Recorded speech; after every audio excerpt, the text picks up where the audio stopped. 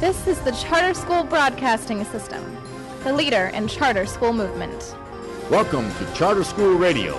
And now your host, Coach Dennis Snyder. Welcome to another edition of Charter School Radio. It's great to have you with us again today.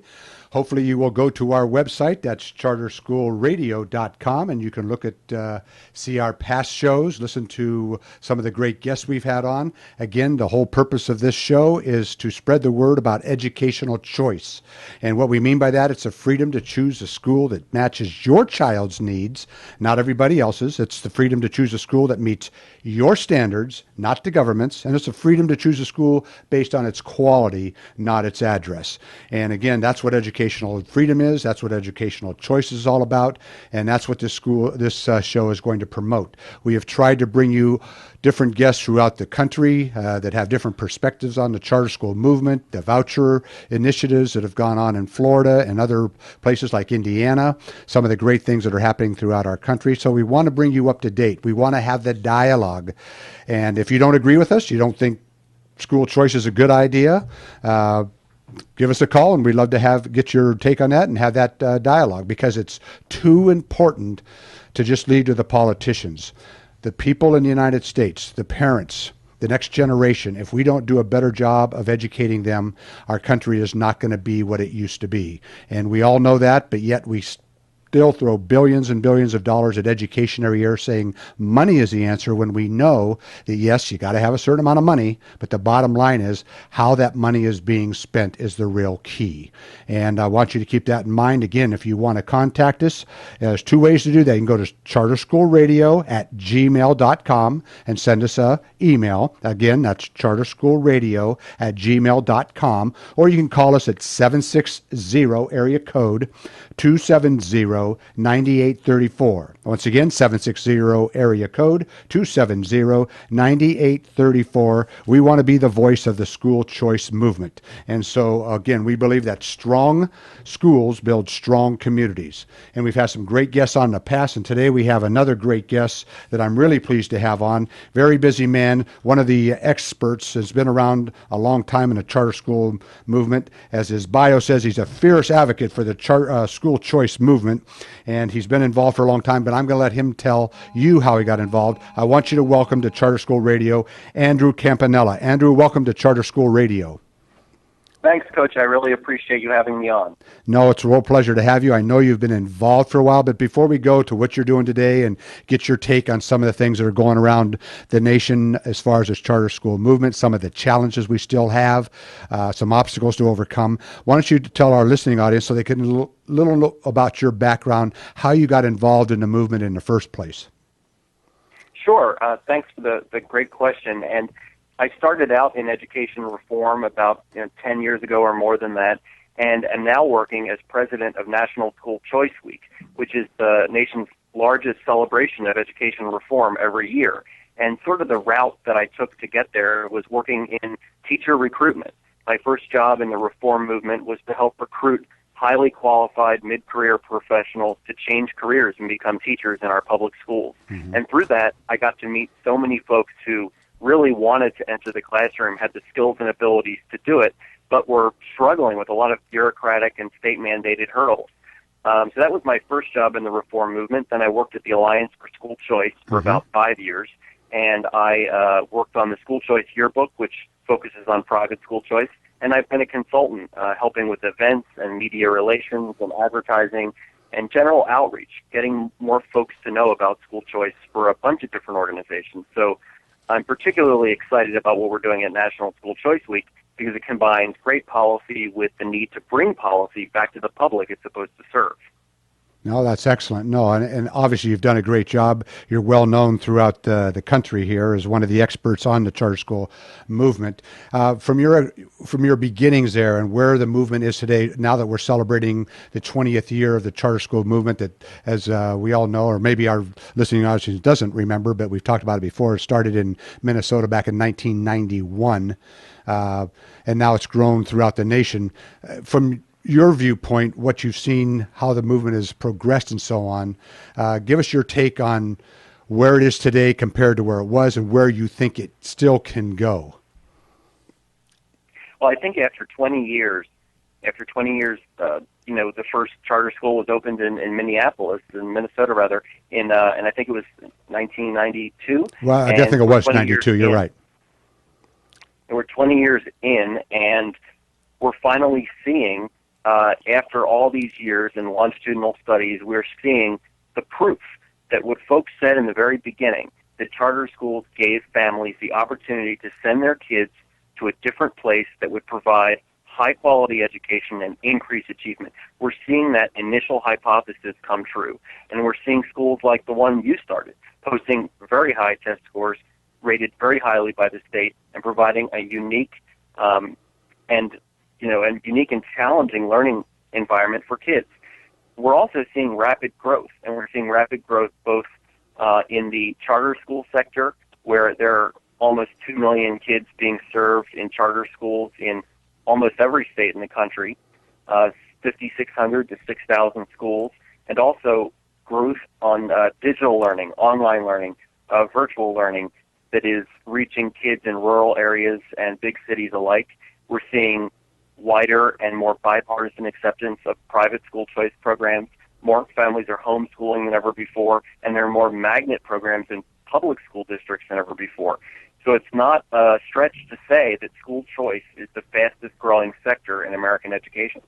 Yeah, and obviously we know there's still some challenge, but I agree with you. I'm just looking at our own district. When we started 17 years ago, there weren't any other charter schools in our community, so I don't think our district was, and we have a great working relationship with our district, by the way, but it's caused them also to innovate and to try to keep their students there. So they've had to adjust, and that's a good thing. That's better choice for the parents and for the students there. So I have seen, because one of the things that the charter school movement wanted to do, they were hoping if they were successful and could function and be successful outside of all the educational bureaucracy, especially here in California, and be successful, that maybe that would bleed over where the districts would start saying, hey, we've got to compete. We've got to stay up on what's going on. And I've seen that happen in our own community, and I'm sure you've seen that happen in other communities throughout the nation. Would that be a true statement?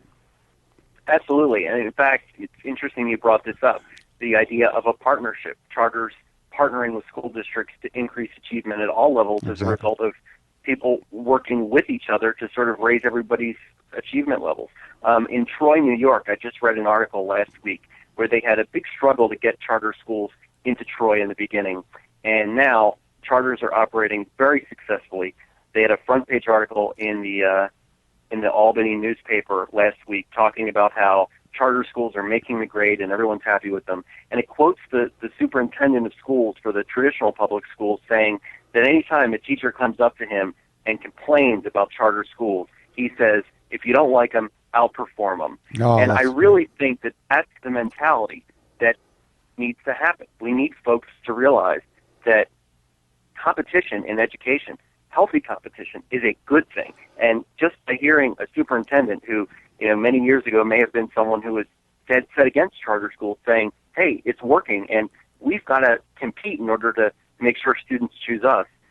Nope, it's an I like indication that just by offering choice, we increase achievement. Yeah.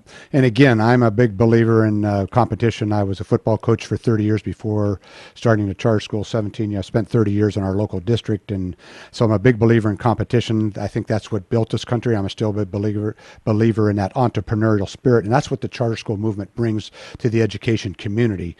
And I think that's why it's been successful. I think, at least in my opinion, what I've seen talking to people throughout the nation, that we're kind of we're at that tipping point now. I think we've passed that, where regardless of some of the challenges we still have, regardless of some of the states where the unions are still very powerful, I think the school choice movement, voucher initiatives, private online schools, and all the things, I think we've passed that tipping point where I don't think it can be stopped. I know there's still a lot of parents and people that are concerned about, well, are they going to defeat the charter school movement? And we still get those same comments out there. Well, they're just taking the top students. But if you look at what's going on in California here, and I'm sure you're seeing the same thing from your perspective, the vast majority of the charter schools are going into the inner cities or the schools where the students are really getting a poor education and taking on that challenge. They're not just creaming the crop as they have been accused of doing.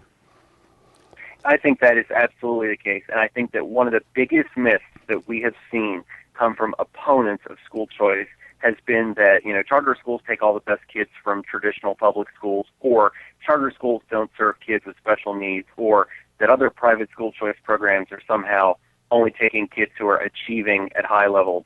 If you think about it, if you're happy with the product you have right now, you don't switch. So if your kid is doing great in a traditional public school, you have absolutely no incentive to leave that school. But if your kid isn't doing well, then you do look for another option. And that's why school choice works, because it takes kids who may not be performing very well in the traditional sector and gives them another chance. Exactly. And I think that folks who overlook that are just overlooking what giving parents options really means. It means giving parents options, and if they choose the option, it means they weren't happy. Right. And then the other thing about the whole charter school movement that I like is not every charter school has the same philosophy, but if the parents are happy with that and it's meeting the needs of their sons or daughters, again, as we all have learned, the old industrial model does not work for every single student. Sitting there 6 periods a day in a classroom of 40 kids in our particular area, that's what it's up to, 35, 40 students in a classroom. A lot of them just cannot handle that. So the more options there are for different learning styles, again, that's why a lot of charter schools, and in our case, we have different models. We have the individualized learning program, online, Heritage Digital Academy, where it's kind of a hybrid between using online learning and then direct instruction. And as I'm looking around the nation, as you were just saying earlier about the online learning, obviously we know where things are going to go in the future, and we have to be forward thinking in the charter movement also. How do we meet the needs of the next generation?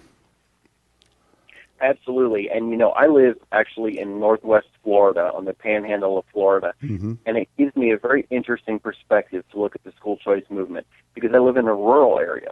And I think digital learning and virtual education and an expansion of the charter sector into virtual and digital and online can have such tremendous benefits for kids in rural areas who really are trapped without choices. So when people look at the movement in general, whether it's the charter sector, private school choice, magnet schools, virtual education, I think that it's important to note that this is a movement that can fit in with the urban areas, suburban areas, and also rural areas, and that the expansion of choice and the trajectory we're going on right now, especially with the advent of, really high-quality learning online, can impact kids, whether they live on a farm or in a high-rise. Exactly. Nope.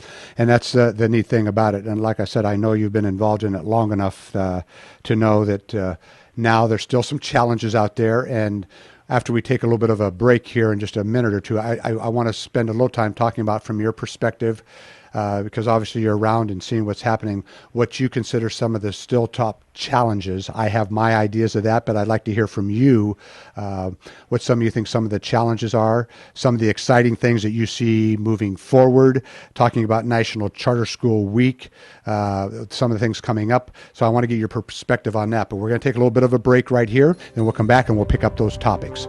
So stay with us. We're talking to Andrew Campanella. He's one of the experts on the charter school movement. We'll be right back after this break. So please stay with us and spread the word. Charter School Radio is on the air.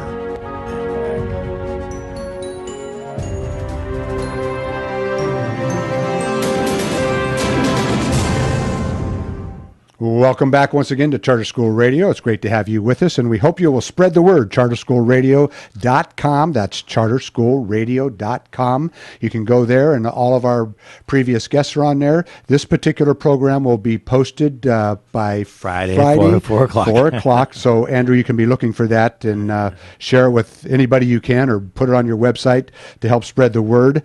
Once again, if you want to contact us, you can contact us at charterschoolradio@gmail.com. Again, charterschoolradio@gmail.com, or call us at 760 area code 270-9834, 760-270-9834, and quoting Dr. Steve Perry, one of our former guests, and has a great book out. I would suggest you get that, but I like his quote in there: getting our kids the education they deserve, even if it means picking a fight. And that's what we've been scratching and clawing over these last 20 years. I think we're at a point now where obviously we have to continue to maintain quality and make sure we're doing a great job. And that's one of our challenges. But I want to get back to our guest, Andrew Campanella. Again, he's one of the guys that promotes the National School Choice Week. And let's talk a little bit about that, what that's all about, Andrew. Then I want to get into some of the last few minutes we have left, is to talk a little bit about what you see some of the challenges. But let's first talk about National School Choice Week. Sure. National School Choice Week is an opportunity every year in January, and this year it's January 27th through February 2nd, for people who support school choice in all of its forms, whether it's great traditional district schools, public charter schools, magnet schools, private schools, virtual education, homeschooling. We are truly a big tent. It's an opportunity for those folks to celebrate school choice where it exists and demand it where it does not. And the goal of National School Choice Week is to really dramatically raise public awareness about the need for school choice and the benefits of it. So we have events all across the country, and individual schools and organizations and just regular citizens who care about education reform hold events, everything from rallies to roundtable discussions to coffee house events to movie screenings, and they talk about what our country should look like in terms of educational choice, what we should be doing for our kids that we are not doing now, and what are we doing right in education reform when we do give parents more options. So our first year was 2011. We had 150 events across the country. Our second year, this year, 2012, we had 406 events. And for 2013, we already have 1,700 schools signed up to hold events during National School Choice Week. That's fantastic. And we're inviting all schools who want to participate to get their free event kit. Go online to schoolchoiceweek.com/schools. All you got to do is hold an event during School Choice Week, celebrate with us, and you'll get some cool stuff to give to your kids. And give that where they can find that again. Give that one more time. It's schoolchoiceweek.com/schools, and this is our school registration page. If a school wants to sign up and hold a special event, it could be a parent night, an ice cream social, a balloon launch. There's so many different options. During School Choice Week, they sign up there, and we'll send them some materials to help maximize their event. Very good. And the reason this is important for our listening audience to know, we've been in business here in Escondido, which is a population of about 140,000 people, for 17 years. And it's amazing. I still run in people in our community today. They don't even know what a charter school is, or they haven't heard of a charter school, which is, again, so it's important that we continue to get the word out there, what a charter school is and why they exist and how they can help communities and how they can help students. So that's one of the reasons that School Choice Week is so important, because we're still educating. There's still millions of people out there that haven't the slightest idea what a charter school is. So now You're absolutely right, and go ahead. I would say you were talking about what challenges are. I think you hit on the biggest challenge. Yeah. The biggest challenge is not the opposition we face, but the lack of information there is in terms of people knowing about school choice. If you get in a cab, for example, and tell someone you work at a charter school, what percentage would you think of folks would actually know what a charter school is? I tell people that I work in education reform, and too often they ask me, well, what does that mean? So we need to let people know what this is all about, and that's what School Choice Week does. Yeah, no, and that's, like you said, that is one of our biggest challenges. Continue, if we're going to grow the movement, and obviously the Friedman Foundation does a great job, the Advocate, there's a lot of people out there spreading the word about charter schools. We have a lot of great governors that have got behind it, like in Louisiana, Bobby Jindal. We have Daniels in Indiana. We have Florida that's done a great job there. And in all honesty, even in California, even though we have our challenges here financially and stuff like that, the movement, I think we have more charter schools than any other state in the nation, and so the movement's still growing strong. But like you said, the biggest challenge is continue to get the word out there. But there's also some other challenges that I have seen, and I just kind of want to get your take. What else you've seen out there that we need to really work on, or how we can help the movement to continue to grow? I think another challenge that we face as a movement, whether it's charters or private school choice or all the different forms of school choice, is really getting people to understand that without great teachers and great educators, there would be no school choice. And I wish you could have your story told all over the place, because you taught in traditional public schools, and then you created a charter school. And I want people to know that that's how charter schools start. That's how private schools start. They start because of great teachers who have a passion for teaching and educating kids and doing what's right for their community.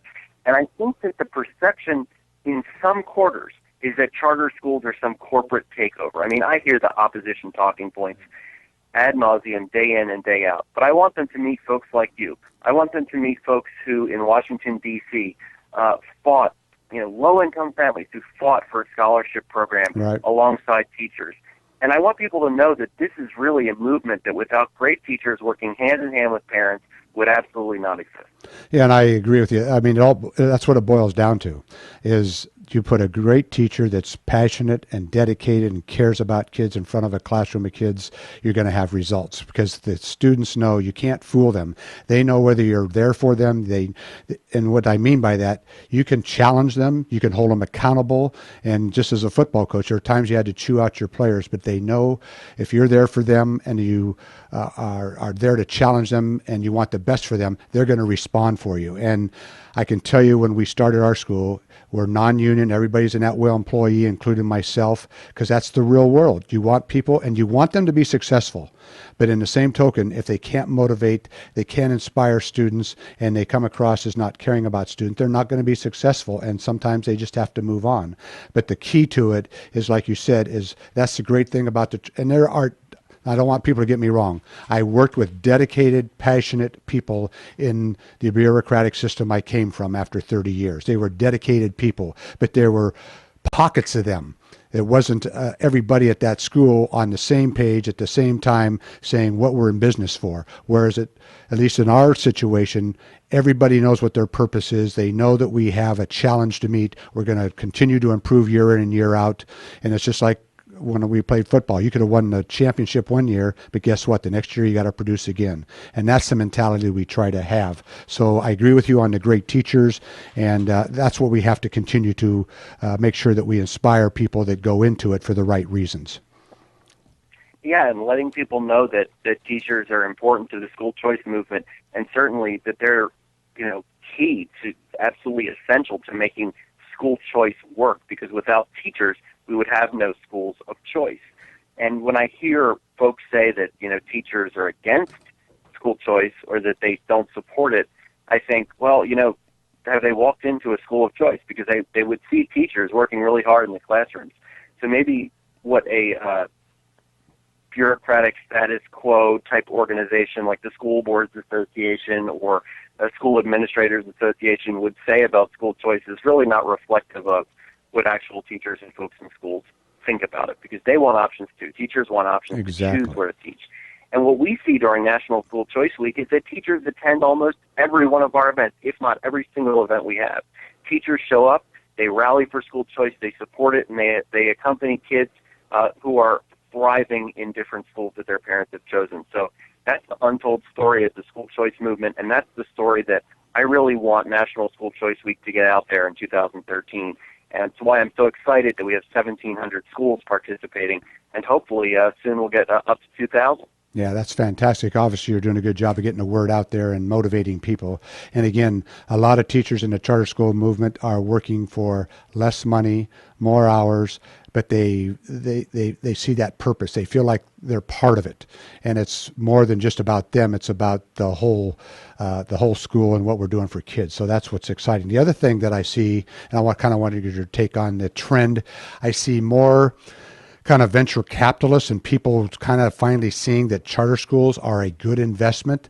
One of the biggest challenges, at least in California, has been in different associations I've talked to throughout the nation when I get them on the air, is the facilities part of it.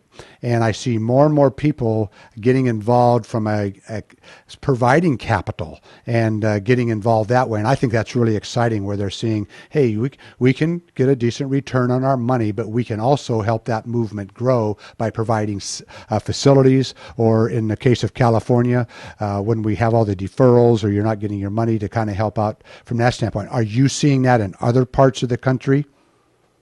Absolutely, and I think that what you're seeing is a really interesting dynamic. You have folks who have really good intentions, who want to inject a huge amount of private capital, into improving education and into improving the quality of schools for kids by creating new schools or by, working with existing schools, creating charter networks, funding the startups. And you see folks who oppose charter schools saying, well, this is some sort of a corporate takeover. But the same folks who talk about this corporate mentality are folks who are crying out for more money from taxpayers. Right. So what I like to say to them is, well, apparently you want money, but only when it comes from taxpayers. You don't want the hundreds of millions of dollars that are coming from folks in business who will end up hiring kids who graduate from grade school. So I think that it's a good thing. I think, of course, that appropriate regulation and accountability is essential for any form of school choice, and that can be parents deciding what works and what doesn't, and choosing by sending their kids to different schools. So I'm a big fan of everyone getting involved in fixing our education crisis in our country, and that includes the people who will end up hiring kids, business owners. Yeah, and talking about the infusion of some private money and stuff like that, or corporate, whatever you want, I don't see that as a takeover. In all honesty, I've seen schools built with groups doing that actually lower the cost of the facilities because you don't deal with all the bureaucracy. Now, obviously, they have to be built with the regulations and be safe buildings and all that stuff. But what I have seen is some of the charter schools, at least in California, that have been built, that there's no way the school could have afforded to do that because these people can come in, they can build a school for them and lease it back to them. There's no upfront risk to those the charter operators as long as they have the student population, the waiting list, and good management and good boards. The people really willing to infuse that capital are willing to take that upfront risk of building that school for them. And to me, it's a win-win situation. So it's a good thing. The other thing go ahead. Oh, I was going to say one thing that people should think about when they're thinking about school choice and the benefits of it is if you removed all the private capital that goes into education reform, and if you removed all the money from private foundations that goes into education reform, and if you removed all of the private schools from the education sector in terms of K-12, you would be left with a huge tax increase for the American people because what private foundations and private capital and private schools do for the education system is make all schooling affordable, and that's why it's an important component to the overall education system. You have to have a lot of different players involved in funding these things, and a lot of different aspects and a lot of different options for families. Yeah, and I know here in California, Charter School Capital, they are now in I think about 9 different states, but they've probably helped build facilities for over 250,000 students throughout the country in Pennsylvania, South Carolina, other parts here in California, and so on. And again, they're able to come in and do that for you where it doesn't, the risk is not for the charter school, it's for the investors, and they're providing that service. And to me, like I said, these are exciting times. Great things are going on. It's nice to see people that are in the private sector saying, hey, we want to support this movement. We want to be involved with it. We see how it's going to help educate the next generation, which is obviously very, very important. And so there's a lot of great things going on.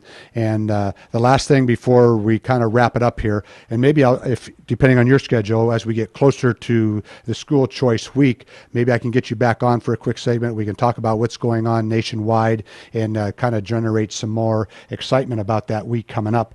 But before we leave, is there something else, one last thought you want to leave with our listening audience about the school choice movement? I would just say that this is a movement that is impacting people's lives like no other, and I really, truly believe that school choice and providing the quality of opportunity for every child in this country is the civil rights issue of our time, and that we have a moral and economic responsibility to make this work, and we need to get everybody involved. Our traditional public schools, charter schools, private schools, magnet schools, virtual schools, homeschoolers, work together, give parents options, and let every child have the chance to achieve his or her American dream. Well said. And now how can people get in touch with you, Andrew? They can go to schoolchoiceweek.com or they can email me, Andrew@schoolchoiceweek.com. Okay, we'll have that on our website. Again, I appreciate you taking time out of your busy schedule to be on Charter School Radio, and we'll be in touch with you later on down the road. Thank you. You're welcome. You've been listening to Charter School Radio. Once again, spread the word. Charter School Radio is on the air. Once again, go to charterschoolradio.com and you can see all of our previous shows. Once again, this will be posted on Friday, 4 o'clock. 4 o'clock. Thank you.